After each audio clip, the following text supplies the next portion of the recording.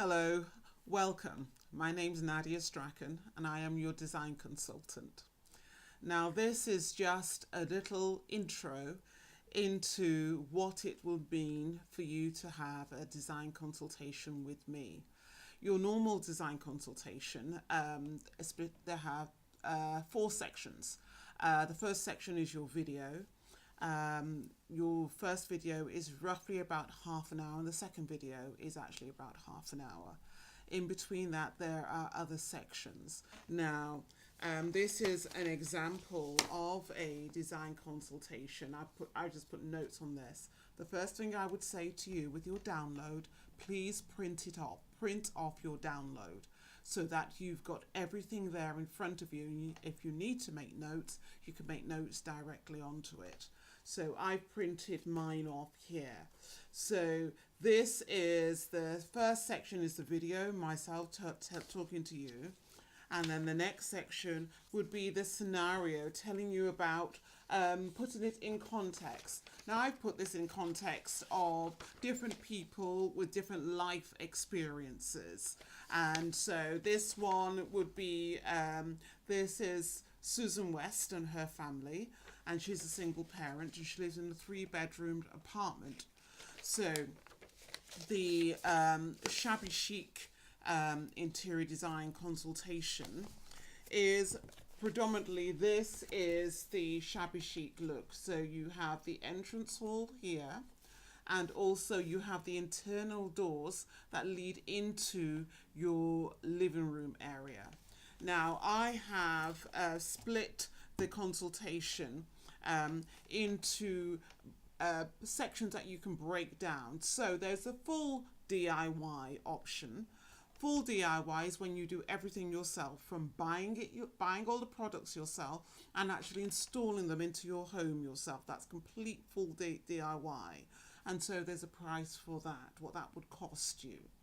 Then there is the part trade, part DIY. So part trade would be, as I just said, with the full DIY, but also you would employ tradespeople to come in and do bits that you cannot do.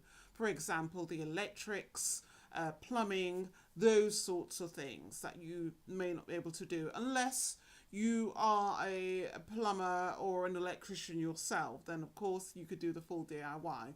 The next route is the full trade. Now the full trade is as it says. You may still need to purchase the items yourself, but the trade installs everything for you. So they would strip your floors, paint your walls, hang your drapes, install new pieces of furniture. So everything is done by a third party. So there are those 3 routes that you can go along. So this first video is just giving you an introduction to that and just helping you to understand what you're going to be getting. Now the DIY route for Shabby Chic is predominantly the route that most people would take. So I would say to you, it just depends on your ability, your confidence level. Have a go when it comes to Shabby Chic, because it's about using pieces of furniture which have an age feel or look to them, or an historical value to them. They don't necessarily have to be antiques. That's the important thing to understand about the Shabby Chic look. It doesn't have to be antique. It usually has some sort of context, some sort of value or history or story to each piece. Now here's an important fact about Shabby Chic style. If you're going to do the Shabby Chic style, every piece in your room must not be Shabby Chic. That will not work. That means that your room would just purely look tired. That's all it would look. It would just look tired. It will not look elegant, and it will definitely not look Shabby Chic. It will just look old and tired. So what we do with the Shabby Chic look, we contrast it against other pieces that are not as aged. So we contrast it. So you would have a piece of furniture which is relatively new, and in the set and place a Shabby Chic piece within that.